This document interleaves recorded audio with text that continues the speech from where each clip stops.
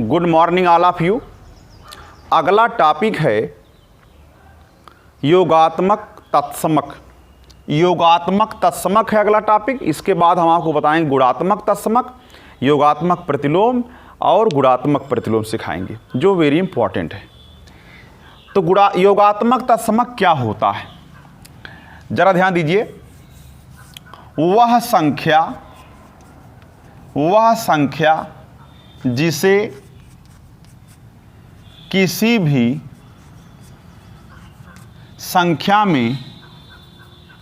भी संख्या में जोड़ने या घटाने पर पुनः वही संख्या प्राप्त होती है। संख्या प्राप्त होती है। आंसर है 0। जरा ध्यान दीजिए कैसे मैं सिखा दे रहा हूं। जैसे a प्लस माइनस 0, यानी a में चाहे आप 0 जोड़िए और चाहे a में से 0 घटाइए, तब भी आपको a ही प्राप्त होगा। इसका मतलब है कि जो 0 है वो योगात्मक तत्समक है, यानी एडिटिव आइडेंटिटी है। इसे जोड़ने या घटाने पर संख्या पर कोई प्रभाव पड़ने वाला नहीं है। आगे बढ़ते हैं।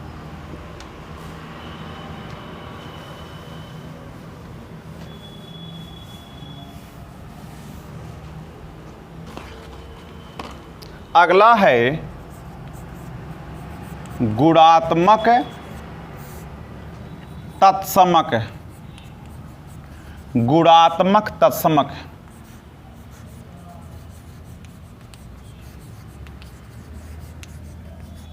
Multiplicative identity. मल्टीप्लिकेटिव आइडेंटिटी गुणात्मक तत्समक, यानी वह संख्या जिसे किसी भी संख्या में गुणा या भाग करने पर उस पर कोई प्रभाव ना पड़े। कोई प्रभाव ना पड़े। जैसे एक एग्जाम्पल लीजिए। अगर मैं a में 1 से गुणा कर दूं तब भी a ही प्राप्त होगा, और अगर मैं a में 1 से भाग कर दूं तब भी a ही प्राप्त होगा। यानी कहने का मतलब है कि 1 से गुणा या भाग करने पर उस संख्या में कोई प्रभाव नहीं पड़ा। तो जो 1 है वो है मल्टीप्लिकेटिव आइडेंटिटी।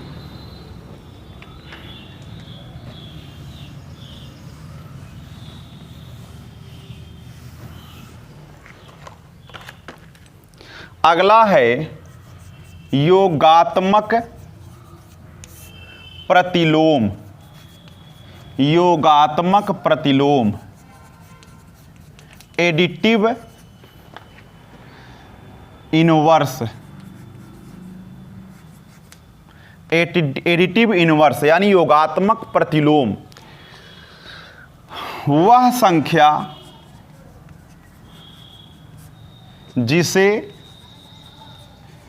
किसी भी संख्या में जोड़ने या घटाने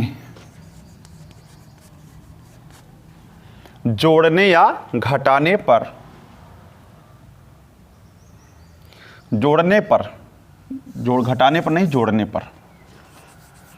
किसी भी संख्या में जोड़ने पर आइडेंटिटी प्राप्त हो जाए या शून्य हो जाए। शून्य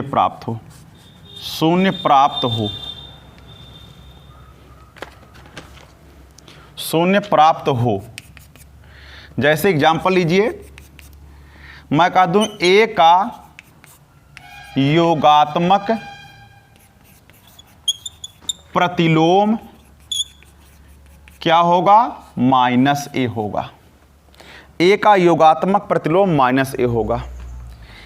अच्छा, माइनस ए का योगात्मक प्रतिलोम ए होगा। क्यों? क्योंकि ए में अगर हम माइनस ए जोड़ दें तो क्या प्राप्त होगा? शून्य। इसे आइडेंटिटी कहते हैं। अच्छा, शून्य प्राप्त हो जाए। अगर मैं देखिए ए में अगर मैं उसका ऋणात्मक पद जोड़ दूं तो शून्य प्राप्त हो जाएगा। यानी किसी भी संख्या का अगर हमें योगात्मक प्रतिलोम निकालना है तो उसके सामने सिर्फ माइनस लगा दीजिए। अच्छा बताइए, इतनी बड़ी संख्या एग्जाम्पल में एक बार आया था, एक बार एग्जाम में आया था ये, तो -1/x+1 का योगात्मक प्रतिलोम क्या होगा? का योगात्मक प्रतिलोम क्या होगा बताइए?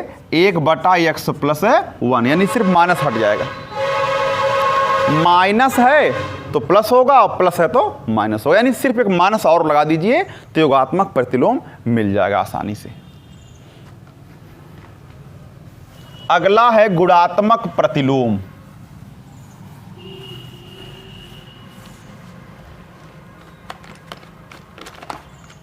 अगला है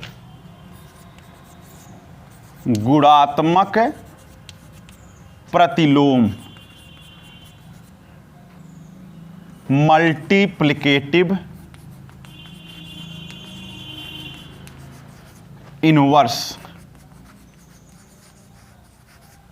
मल्टीप्लिकेटिव इनवर्स, जरा ध्यान दीजिए, वह संख्या जिससे उस संख्या में, या वह संख्या जिससे किसी संख्या में गुणा करने पर आइडेंटिटी प्राप्त हो जाए या एक प्राप्त हो। एग्जाम्पल में आंसर है आपका, एग्जाम्पल में या इस प्रकार से लिख सकते हैं। एग्जाम्पल यहाँ लीजिए, जैसे मैं कह दिया ए का गुणात्मक प्रतिलोम क्या होगा? इसी का उल्टा, यानी 1/a। क्यों? क्योंकि a गुणे 1/a करने पर हमें आइडेंटिटी यानी एक प्राप्त होता है। तो किसी भी संख्या गुणात्मक प्रतिलोम निकालना है तो उसका उल्टा कर दीजिए। जैसे एग्जाम्पल में एक बार आया था, जरा ध्यान दीजिए, जैसे -1/x+1 का गुणात्मक प्रतिलोम क्या होगा? गुणात्मक प्रतिलोम क्या होगा? तो हो जाएगा -x+1/1, यानी सिर्फ इसी का उल्टा कर दीजिए तो ये हो जाएगा आपका। तो कहने का मतलब है किसी भी संख्या का सिर्फ विपरीत ज्ञात कर लीजिए, उल्टा कर दीजिए उसका। जैसे a का 1/a और b का 1/b, या -x+1 का -x+1/1, यानी इसी का उल्टा सिर्फ कर दीजिए तो जो आपको प्राप्त होगा उसे कहेंगे गुणात्मक प्रतिलोम कहेंगे। आगे बढ़ते हैं।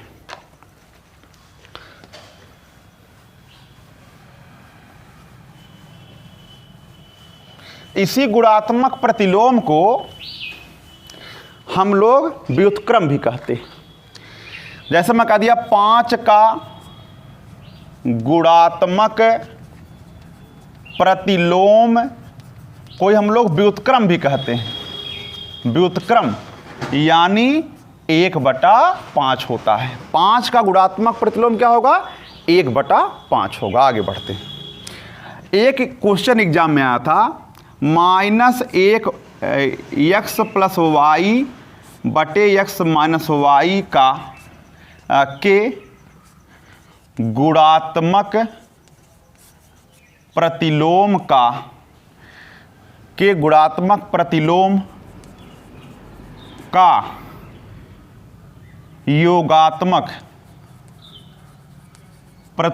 क्या होगा?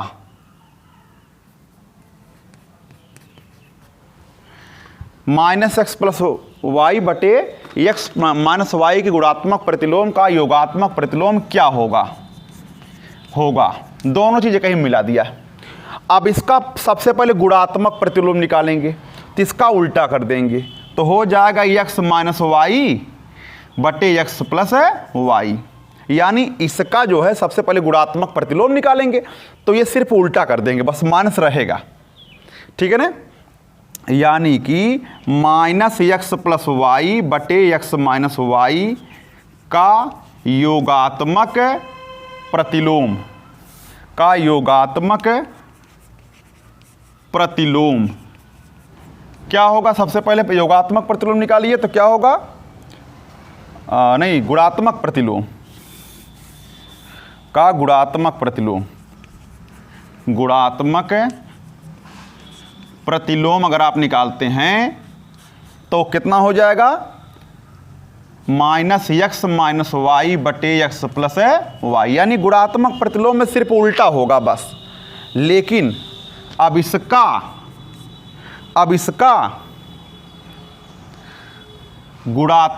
इसका योगात्मक प्रतिलोम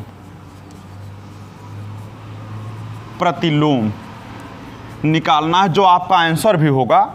तो इसमें आप क्या करेंगे, योगात्मक वाले में सिर्फ माइनस आगे लगा दीजिए, तो ये प्लस हो जाएगा। यानी x माइनस वाई बटे x प्लस वाई, ये आपका लास्ट आंसर हो जाएगा। आगे बढ़ते,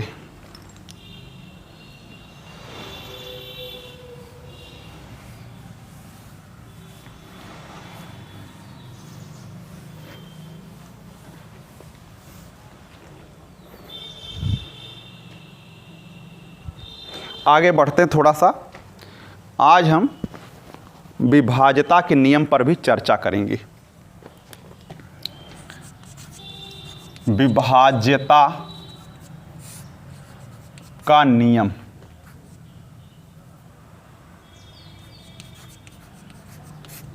विभाज्यता का नियम जरा देखिए, डिविजिबिलिटी थ्योरम, विभाज्यता का। तो सबसे पहले एक से विभाज्यता, ये देखेंगे कि एक से कौन संख्या कट जाती। तो सभी संख्याएं एक से विभाज्य हैं, ठीक है ना। जितनी भी संख्याएं हैं सब एक से विभाज्य है, चाहे एक हो, चाहे दो हो, 3 4 5 6 सब। चलिए, दो से विभाज्यता, जिस संख्या का अंतिम अंक 2 से विभाज्य हो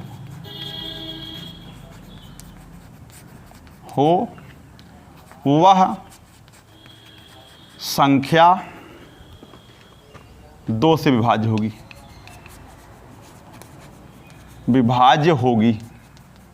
जैसे एग्जाम्पल में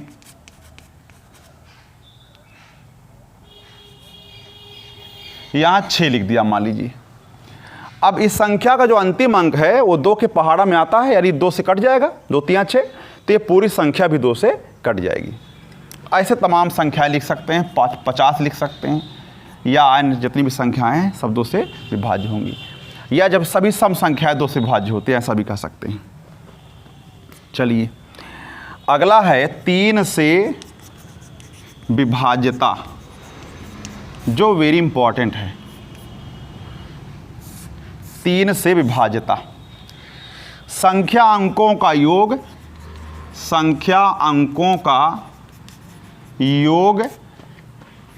3 से विभाज्य हो। जैसे एग्जाम्पल लीजिए 729। अब इसमें 729 3 से कटता कि नहीं कटता, ये जानने के लिए हम क्या करेंगे, 7 को 2 और 9 को जोड़ लेंगे। 7 2 9 9 18, चूंकि 18 3 के पहाड़ा में आता है, यानी 3 से कट जाता है 18, तो इसलिए पूरी संख्या 729 भी 3 से कट जाएगी, जो 3 से विभाज्य है। अतः 729 भी 3 से विभाज्य होगा। आगे बढ़ते हैं।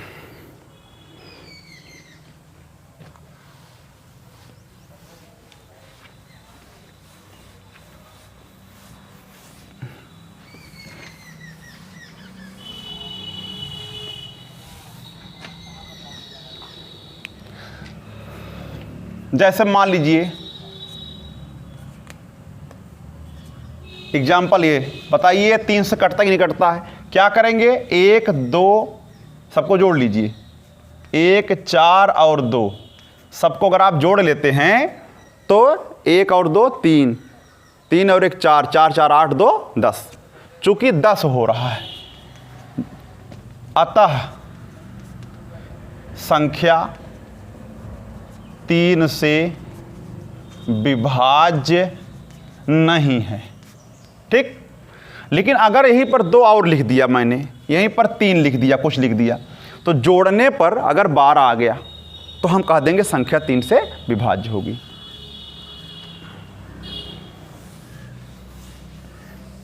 चलिए 4 से विभाज्यता,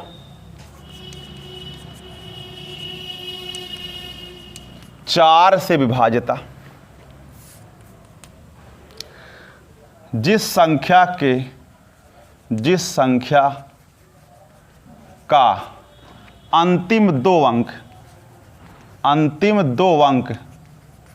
4 से विभाज्य हो, 4 से विभाज्य हो, वह संख्या भी 4 से विभाज्य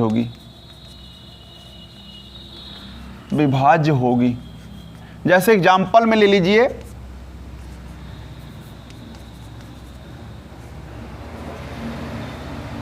अब लास्ट में 60 लिखा है, 15 चौका 60, यानी ये संख्या 4 से विभाज्य होगी। ऐसे ही कोई भी संख्या ले लीजिए, लास्ट में 24 लिखा है, अंतिम दो अंक 24 है जो 4 से कट जाता है, या अंतिम दोनों अंक 0 हो जाए तब भी वो 4 से कटने के ही बराबर होगा। तो ये सभी संख्याएं 4 से विभाज्य हैं क्योंकि इनका अंतिम दो अंक जो है वो 4 से कट जा रहा है। आगे बढ़ते हैं और इधर लिख दे रहे हैं 5 से विभाज्यता, जिस संख्या के अंत में 0 या 5 हो, वह संख्या 5 से विभाज्य होगी। एग्जाम्पल में लास्ट में 0 है तब भी ये 5 से कट जाएगा, और लास्ट में अगर 5 होता है तब भी ये संख्या 5 से कट जाएगी आसानी से। इसको लिख सकते हैं आप लोग।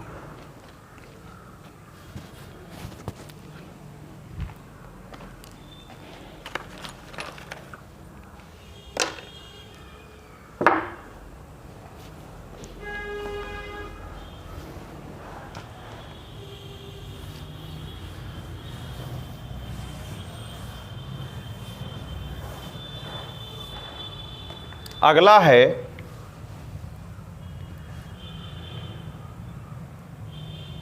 छह से विभाज्यता।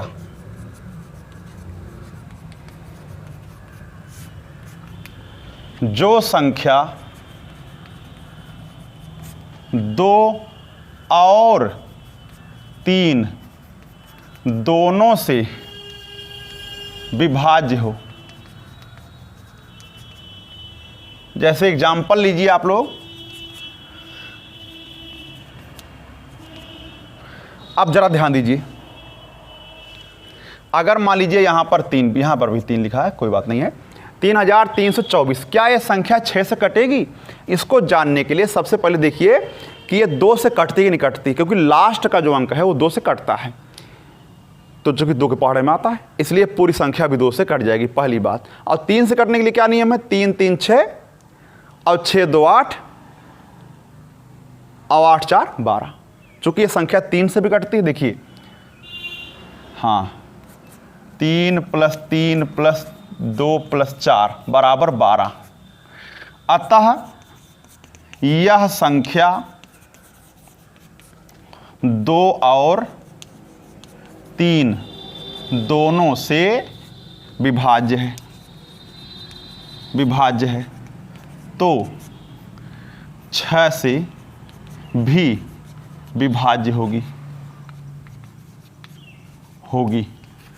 ठीक है ना? चूंकि संख्या 2 और 3 दोनों से कट जा रही है, इसलिए 6 से भी विभाज्य होगी।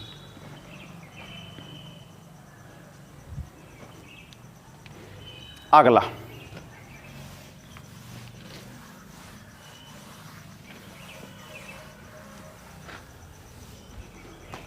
7 से विभाज्यता।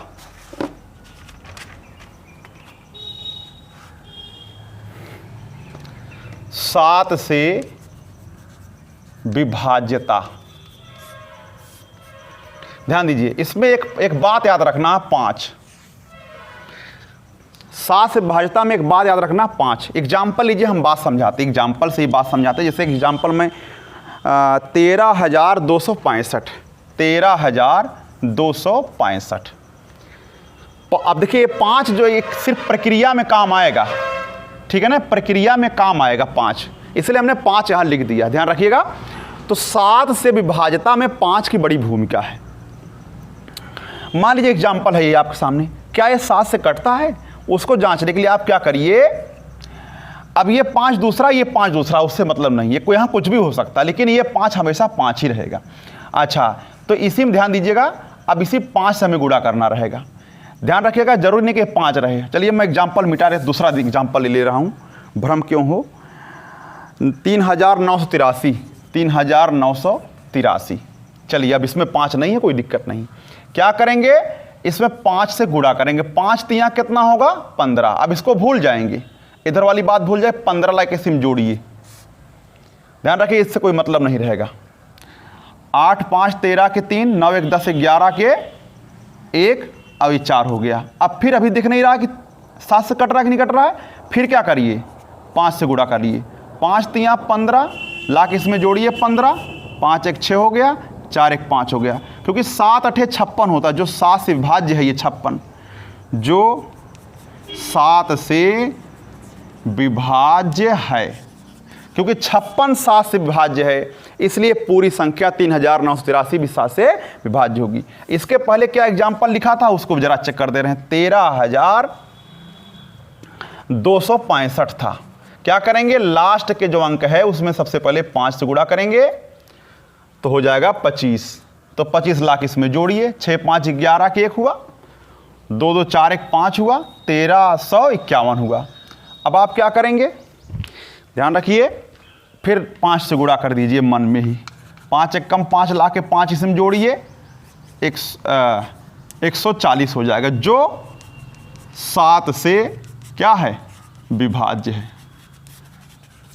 इसलिए पूरी संख्या भी 7 से कट जाएगी। ध्यान रखिएगा, अंतिम अंक में 5 से गुणा करेंगे और जो बचे हुए अंक उसमें लाके जोड़ेंगे। फिर अभी नहीं दिख रहा है, फिर गुणा करेंगे, तब तक ले जाएंगे जब तक आपको लगे कि हाँ ये छोटा हो गया और अब हम 7 से भाग करके चेक कर सकते हैं। तब तक देखिए आसानी 7 दूनी 14 कट जाएगा। इसका मतलब है कि ये संख्याएं 7 से विभाज्य हैं। धन्यवाद।